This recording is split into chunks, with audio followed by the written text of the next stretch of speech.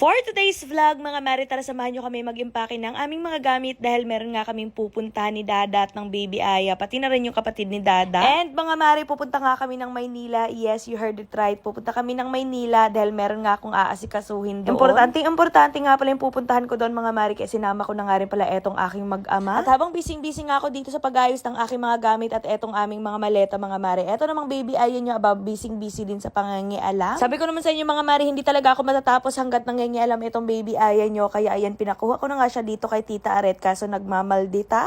Slip na tayo, dali na, slip na tayo. Slip na tayo! No! No, slip! Ayos na! Slip na tayo, slip na. Dito na. Sige na. Basa na. Ay, no! Bakit? Kumanawa siya yan! Humanawa siya, Aya? Karusa. Kano saman? Sige na, himasa. Anong gawin mo? Anong gawin mo? Anong gagawin mo pala? Mag-aayos si Mami ng damit ni Aya kay punta si Aya Manila bukas.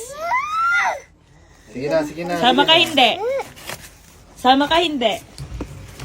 Dali na kuha sa'yo, dali na. Grabe naman talaga magmalita etong baby Aya nyo, mga Mare. Ayaw na nga niyang magpakuha dito kay Nanay Aret, tsaka ayaw niya din magpakuha dito kay Dada. Gusto niya daw tumulong sa mami niya sa pag-aayos ng mga damit, kaso hindi naman pwede dahil mas lalo ako natatagalan. Galit na galit nga siya dito kay Dada, mga Mare, dahil ayaw niya nga talaga magpakuha. Kaso sabi ko, pilitin nyo na lang dahil talagang hindi ako matatapos dito sa aking mga gagawin. At nung makalabas na nga ang baby Aya nyo, ayan, dali-dali na nga ako kumuha ng mga damit namin ni Dada at ni Aya dito sa cabinet namin dahil mag-aayos at magtutupi na nga ako. Kung maitatanong nyo naman, mga Mare, kung anong gagawin namin dun sa Maynila, magbabakasyon kami, tsaka bukod sa pagbabakasyon namin, meron akong gagawing importante tungkol sa bahay namin doon or doon sa mga property na nabili ko doon sa Maynila. Dahil ibebenta ko na nga yung aking bahay doon, tsaka yung binili kong lupa doon. Alam niyo naman na wala na talaga yung buhay ko doon sa Maynila, mga Mari, kaya kailangan ko na talagang i-let go yung mga property na nabili ko doon. Meron kasi ako ipapatay yung boarding house, mga Mari, para sa aming magiging negosyo na naman soon. Maraming nagsasabi na ipaparenta ko na lamang daw yung bahay ko doon sa Maynila, mga Mari, kaso ayoko. Wala kasi ako doon lagi, mga Mari, mahirap magnegosyo pag nasa malayo, kaya sabi ko ibebenta ko na lamang siya. Meron naman na din akong bahay dito sa probinsya, mga Mari, kaya hindi ko na nga kailangan ng bahay. Mas gusto ko ngayon yung mga negosyo. Simula kasi nung nasimulan ko magnegosyo, mga Mari, parang gusto ko na talaga magnegosyo hanggang sa pagtanda ko. Dahil alam naman natin na yung vlogging hindi yan pang habang buhay, kaya habang kumikita pa, invest lang ng invest, tsaka negosyo ng negosyo, ganon. Yun kasi talaga yung mga goal namin ni Dada ngayon, mga Mari. Gusto namin mag-invest at magnegosyo ng magnegosyo.